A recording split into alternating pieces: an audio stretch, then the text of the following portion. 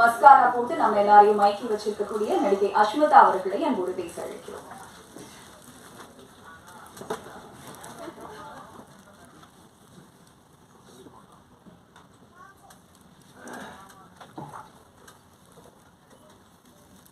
அனைவருக்கும் வணக்கம். அண்ட் மேடையில் அமர்ந்துக்கும் எல்லாருக்குமே வணக்கம். அண்ட் மீடியா பீப்புள் அவங்களுக்கும் வணக்கம். ஸோ P2 அது நீங்கள் சாங் பார்த்துருப்பீங்க. ஸோ எனக்கும் ரொம்ப பிடிச்சிருந்தது.